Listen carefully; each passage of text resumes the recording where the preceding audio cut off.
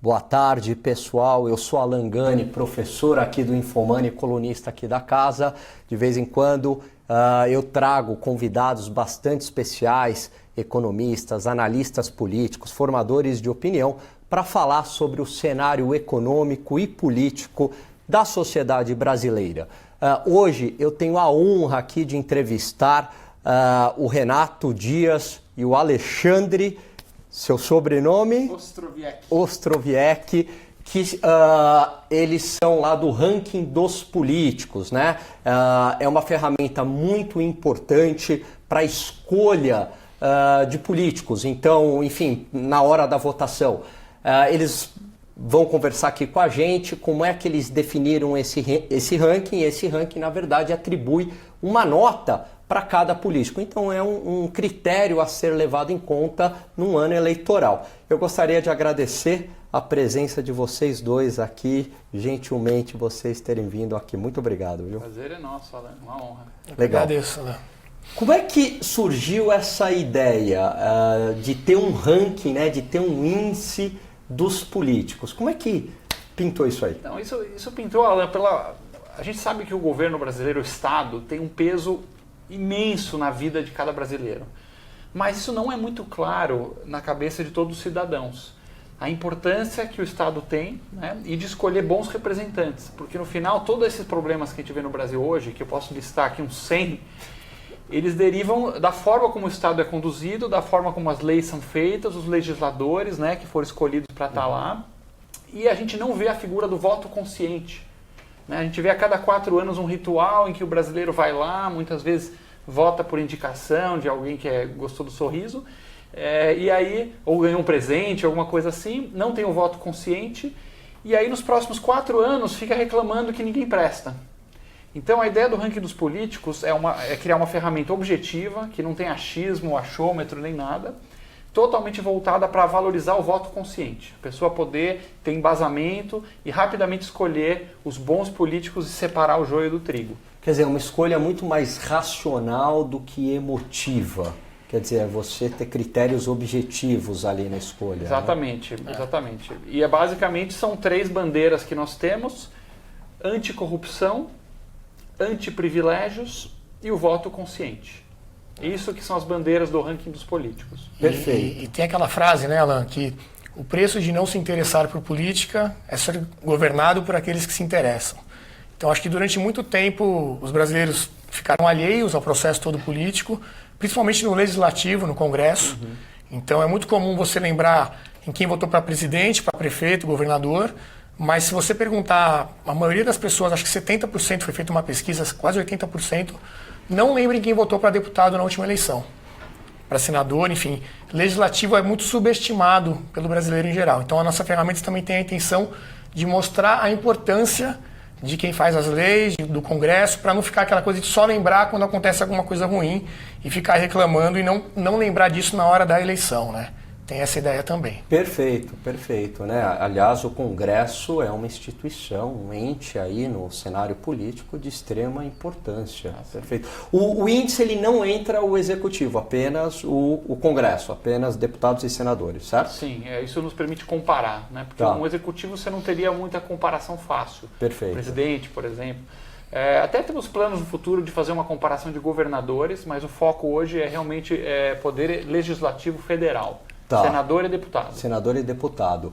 E aí, como é que é o índice? O índice tem uma pontuação, essa escala vai de quanto a quanto? É 1 a 10, né? Igual lá a nota de aluno, né? Como é que é? Não tem uma pontuação máxima, é uma pontuação que ela pode ir acumulando e aumentando cada vez mais, porque à medida que leis importantes são votadas, elas são somadas à pontuação dos políticos. Tá. Então, não tem um teto. Tá. Existe até um teto que seria a pontuação máxima que ele poderia estar no momento. Tá. Se ele votasse todas as leis da melhor forma, se ele gastasse o mínimo possível, se ele não faltasse. Então, entrando nos critérios para a gente entender. São basicamente 5 critérios. A gente tem alguns que são bem ali indiscutíveis, a informação, né? Então, a gente tem as presenças nas sessões, são dados da Câmara e do Senado, direto do site oficial. Então aí quanto mais você tem a presença, mais pontos você tem, de acordo com a sua assiduidade. Os gastos da cota parlamentar, Então, aqueles que são mais econômicos, que gastam menos, têm uma pontuação melhor. Perfeito. A gente tem a parte de processos judiciais. Então, se é um político ficha limpa, que não tem processos, ele também está numa pontuação melhor do que aqueles que estão com problemas na justiça. Que é a corrupção. Que é a corrupção, exatamente. A gente tem um critério que é o que a gente chama de outros, que aí tem a fidelidade partidária. Então, se é um político que fica pulando de partido em partido, esse político perde pontos também. E a formação acadêmica, que vale pouca coisa, mas tem ali também uma pontuação pequena para acrescentar. Só que o principal critério que mais pode contribuir para a colocação do político é a qualidade legislativa.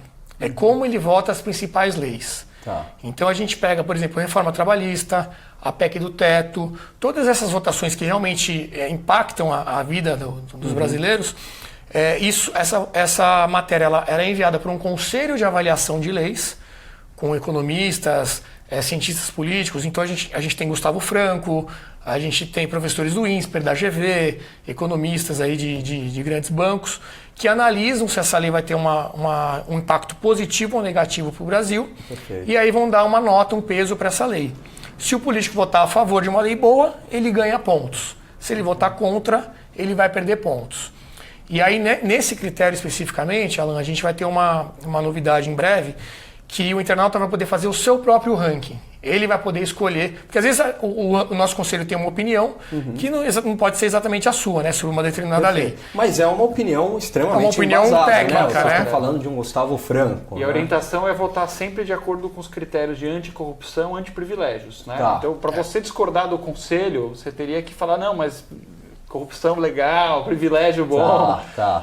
Porque outros temas a gente não entra, temas sociais, de ideologia, religião e tal, não é votado, não entra em pauta. Tá. Até Só porque seria temas... muito difícil também, né? Quantificar isso. Não é um É tema muito nosso. pessoal, né? Tá, pessoal? muito pessoal. Tá. Só anticorrupção, antiprivilégios mesmo. Perfeito. Mas se a pessoa discordar do conselho técnico e falar, não, mas nessa lei, eu acho que essa lei é boa e o pessoal acha que era ruim, você pode ajustar para a funcionalidade meu ranking e aí o ranking vai se adequar à opinião do nosso visitante. A gente vai continuar oferecendo a nossa opinião, digamos, do nosso conselho, mas o internauta vai ter a possibilidade de fazer esse ajuste. De ver um novo ranking, De um criar o seu ajuste próprio que ele fez, ranking, é exatamente. isso? Você vai E ter aí um vão ranking- ter vários, sei lá, internautas com o seu ranking. Eu posso visualizar, por exemplo, se eu entro lá, Alan, Você vai ter dois rankings lá, o ranking oficial e o tem o ranking do Alan. que o que você ele pode achou. compartilhar. Que bacana, que legal, que legal. Muito bom. E os pesos de cada uma dessas variáveis, né? Vocês meio que tocaram nesse assunto, então, é como vota, esse é o principal peso. O mais importante é a qualidade legislativa. Em segundo lugar, o que mais impacta é a parte de processos judiciais. Em terceiro lugar, os gastos. Tá. A gente quer políticos que economizem a verba, né? Os gastos no Brasil estão entre os mais altos do mundo, então também é uma questão bem pacificada. Não importa se é de direita ou de esquerda, todo Sim. mundo acha que o deputado, o senador tem que gastar menos e esse dinheiro ir para serviço essencial. Até porque quem paga essa conta é a própria população. Muitas Exatamente. vezes o pessoal esquece Exatamente. disso, né?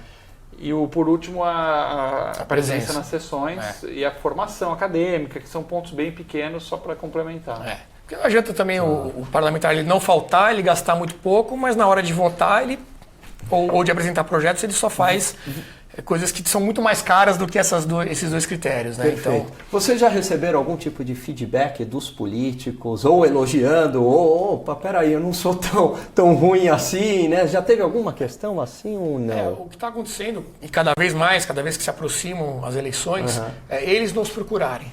Tá. Então, seja para entender realmente como é que funcionam os critérios, como é que pode melhorar, ou para questionar alguma coisa. Por exemplo, às vezes tem algum processo que está lá listado que o político ele tem alguma justificativa plausível de que, na verdade, ele não era o culpado, ou o nome dele acabou sendo envolvido por algum outro motivo.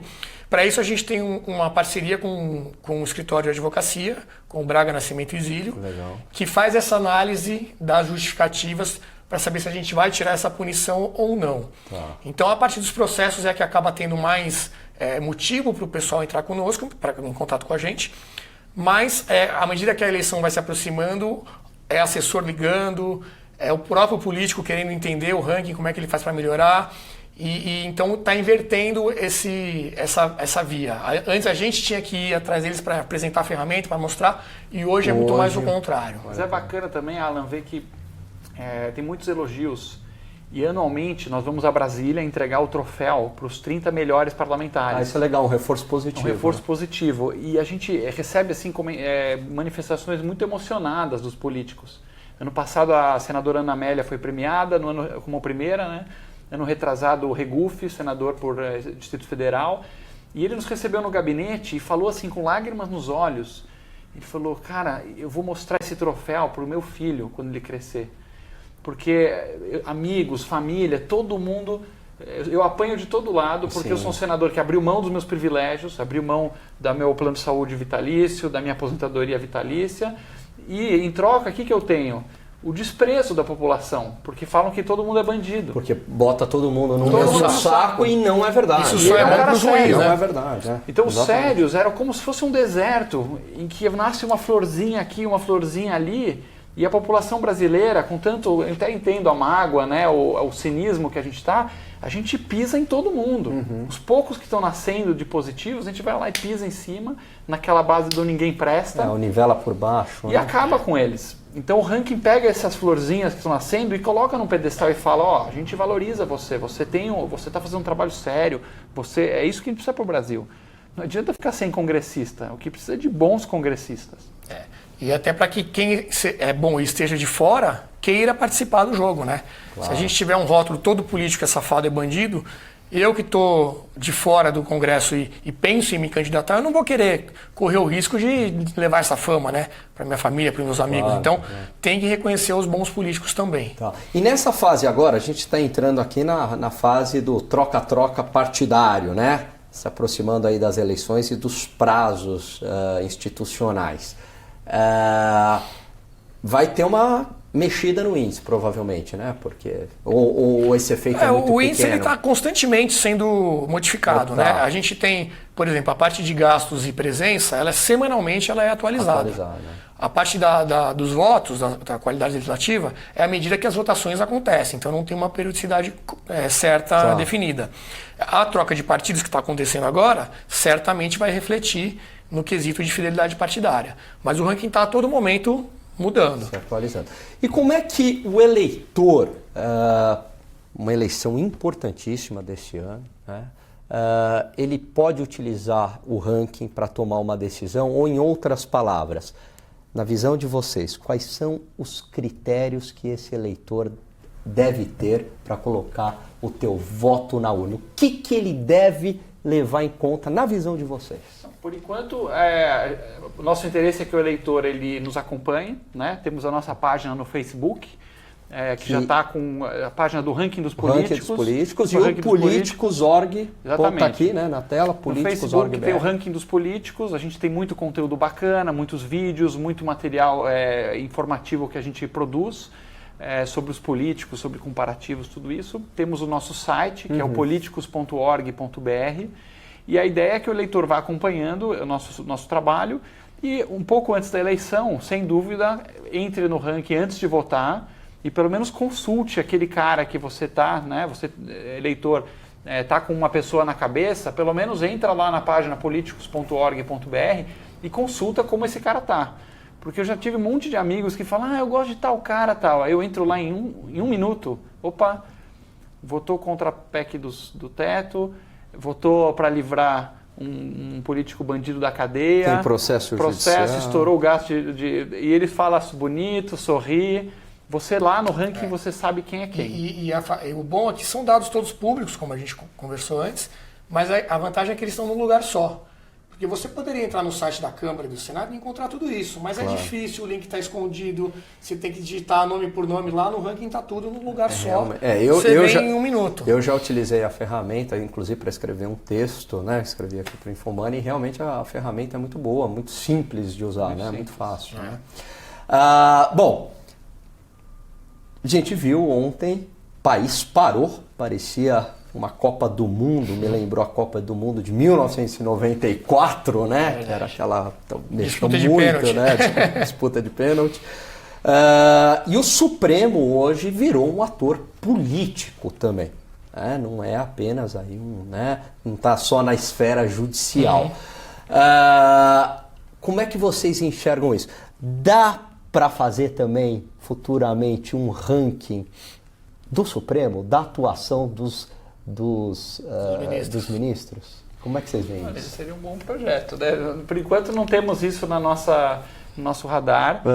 A gente acredita que o Supremo teve uma votação técnica, tanto é que você vê que ministros indicados por Lula e Dilma não tenderam a votar com Lula ontem. Então, a divisão foi mais ministros mais antigos, mais garantistas, tenderam a votar pelo habeas corpus, naquela ideia de realmente esgotar todos os recursos, até o trânsito em julgado. E ministros indicados mais recentemente tenderam mais a votar por uma visão mais anti-impunidade. Tá. Foi um voto positivo para o Brasil, não por ser Lula ou não Lula, mas porque a gente acredita que a impunidade é um dos grandes males do país. Então, refletir nos mercados hoje, tudo isso, sim, muito bom. E a gente acredita que a solução para esse tipo de problema é resolver na raiz, que é nas alterações constitucionais, né? A nossa Constituição, que é extremamente confusa, extremamente longa, extremamente garantista, ela cria uma série de elementos de escape para que pessoas com muito dinheiro possam ir manobrando e enrolando. Então eu não diria automaticamente assim que o Supremo ele é pró-corrupção, eu diria que o Supremo ele está com uma Constituição na mão que não favorece muito. Quem tem que mudar a Constituição é o Legislativo. Aí mais uma vez fica evidente a importância do Congresso, né? Que é quem poderia fazer essas alterações na Constituição. O Congresso pode votar uma MP, alterar a Constituição para garantir claramente, cristalinamente, a prisão em segunda instância, por exemplo. Acabou o problema, não ia ter dúvida no judiciário. Mas será que esses parlamentares fariam isso? Seria praticamente um tiro no pé de muitos que estão lá, né? Então é complicado. Então, qual seria uma saída? Eleições agora em outubro, eleger um bom Congresso com pessoas que tenham essa noção de combate à impunidade, tudo isso que a gente está falando, para que aí sim essas mudanças possam acontecer. Perfeito. Eleições 2018, como é que vocês estão enxergando? Após a decisão de ontem do Supremo Tribunal Federal, negando o habeas corpus preventivo para o ex-presidente Lula, vocês acreditam que isso mudou o cenário eleitoral? Vocês arriscam, eu sei que é uma pergunta difícil, vocês arriscam um segundo turno entre dois candidatos? Como é que vocês estão vendo as eleições de 2018? Essa pergunta do milhão. Né? Arriscar é difícil. O que a gente vê é que você tem a figura de um Bolsonaro muito forte, representando a anti-institucionalidade, né? O anti-establishment. O anti-establishment, anti-institucionalidade. Então, nesse sentido, se eu fosse o Bolsonaro, eu estaria um pouco descontente com o voto de ontem.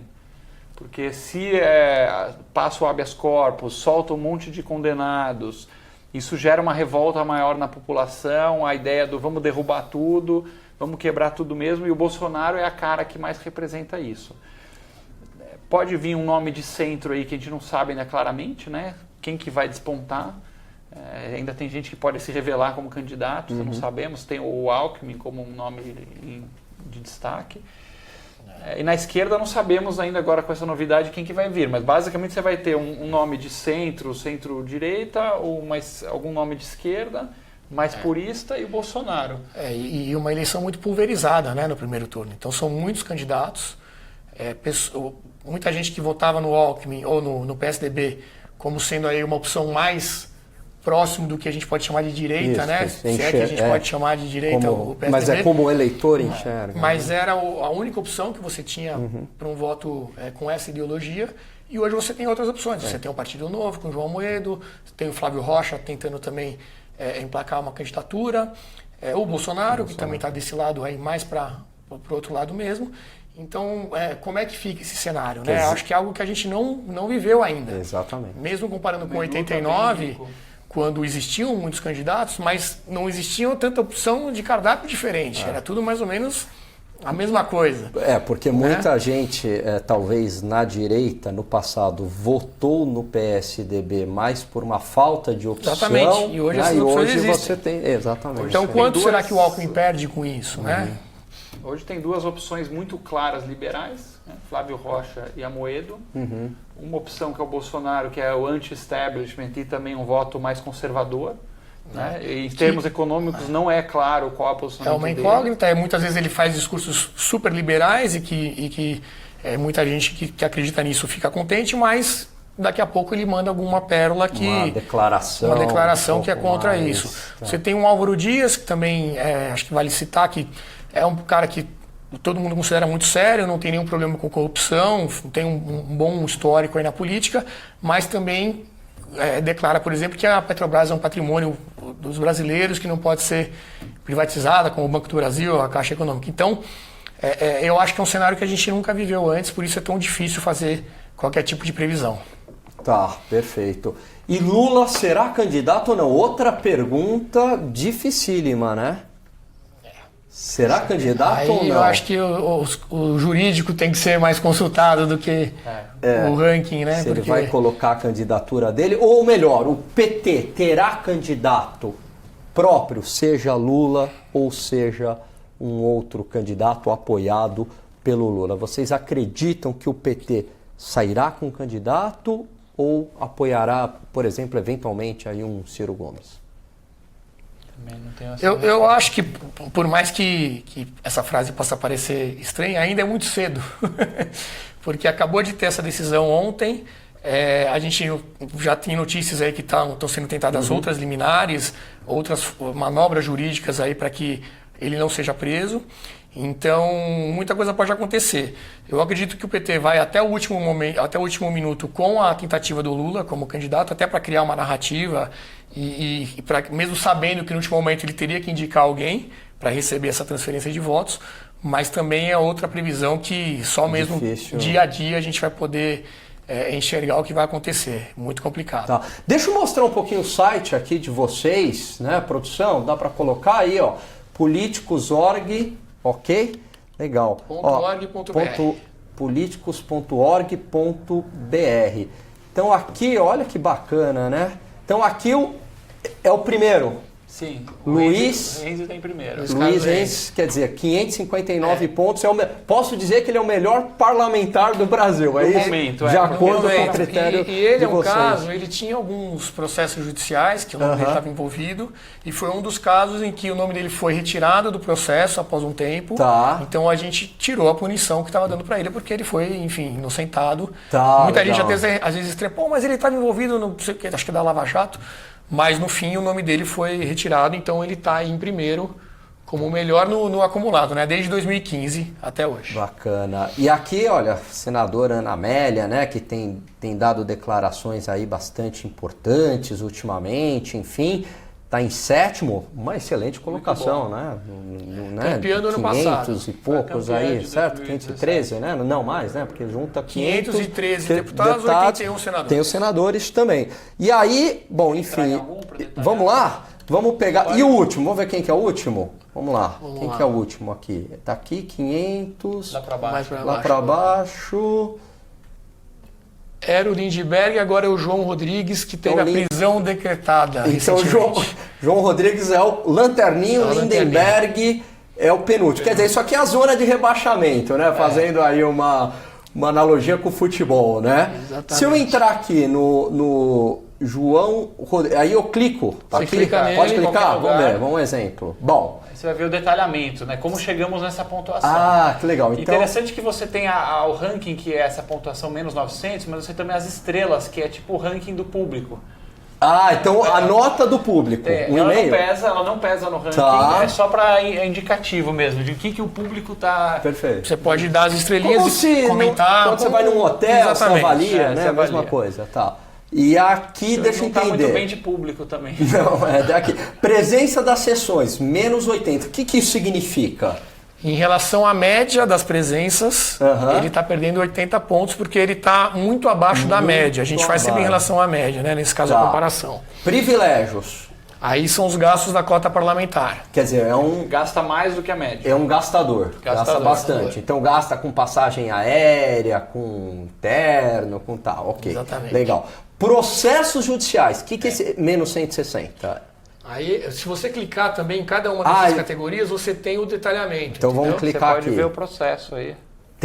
Nossa, é bastante interessante. Então eu consigo ver informações. Acho que aqui. Olha só. Você vê o detalhamento de todos os processos. Primária ele mesmo, te traz a capivara aí do diretamente dos tribunais regionais. E aí a gente tem, cada processo tem uma pontuação negativa. Se ele é condenado, vai perdendo mais pontos. E se tiver algumas palavras-chave mais graves, formação de quadrilha, por exemplo. São essas que estão em amarelo aí nesse caso. Vai aparecendo a palavra-chave e vai perdendo mais pontos. Foi condenado, improbidade. Que tem processos mais ou menos graves, né? Por exemplo, teve uma conta rejeitada, é menos grave. Agora está condenado por lavagem de dinheiro, é mais grave. Tá, perfeito. Legal, vamos ver aqui agora, saindo. Bom, voltando, posso voltar aqui, certo? Acho que você clicar nos gastos é interessante também. Vamos pegar do primeiro? Vamos privilegiar também quem está indo bem, né? Vamos pegar um bom. Como é que eu volto aqui? Acho que ele deve estar carregando a página. Vamos ver. Então vamos lá, agora voltando para cá, né? E aqui constam apenas os parlamentares que estão na ativa. Aqueles que foram afastados, automaticamente eles saem do saem porque, ranking. como eu comentei, vem direto do site da Câmara e do Senado. Então saiu lá, sai do nosso ranking. Entendi. Então, se eu clicar aqui no ranking do PP, vamos lá. Aqui a questão aí da internet. Certo? Não, qualquer lugar, né? Então tá. Se vocês falaram que era interessante eu entrar onde? Nos privilégios. Privilégios. Olha que legal. Vamos lá. Privilégios. Então ele é Então ele tem 18 privilégios. Tem aí todos os gastos se você clicar ano a ano, você abre o detalhamento do que ele gastou do que ele tá, nesse período, muito entendeu? Muito bacana. Legal. Olha só, a gente está caminhando aqui para o final. Nosso tempo está estourando. Sem dúvida alguma, é uma ferramenta super importante na hora da votação. O que me impressionou aqui é que é baseado em fontes primárias. Então, tem critérios objetivos, né? Então, como vocês viram, você entra lá no site, você tem o processo judicial que está ocorrendo, enfim, é fonte primária, não é opinião de vocês, né? Então, com certeza, eu acho que aqui, no meu ponto de vista, é uma ferramenta bastante importante e que fortalece, em algum sentido, a democracia. Considerações finais, vocês querem deixar algum contato? O que vocês deixam de recado aí para o eleitor e falando aí da ferramenta de vocês também? Meu recado final é que o Estado brasileiro consome quase 40% do PIB e você, eleitor, já deve saber disso, mas você trabalha mais de 5 meses por ano só para pagar impostos. E em troca desses 5 meses do seu trabalho, você recebe educação boa, saúde boa, segurança pública boa? Não. E tudo isso passa pelo poder público. E tudo isso passa pelas leis, feitas por essas 600 pessoas que vão ser escolhidas agora em outubro. Então não trate levianamente esse momento da eleição. Pesquise, não só no ranking, mas em qualquer fonte, invista algum tempo, porque você já está trabalhando para o governo 5 meses do seu ano. Então tudo o que a gente pede é que você nos dedique 5 minutos em troca desses 5 meses por ano. E faça um voto consciente. Se todos nós fizermos voto consciente, a gente vira esse país de ponta cabeça para o melhor. Quer dizer, é fazer a lição de casa, quer dizer, é pesquisar. Isso aqui é uma ferramenta de pesquisa, no fundo. Sim, não é, Renato? Exatamente. Votou em bandido, não reclama os próximos 4 anos. Tá tudo na internet, não tem como errar. Quer dizer, no final das contas, a gente mesmo que escolheu o pessoal que está lá. Né? Então acho que a mensagem é essa mesma, voltando até um pouco àquela frase que eu falei no início, né, de não se interessar, você acaba sendo governado por quem se interessa.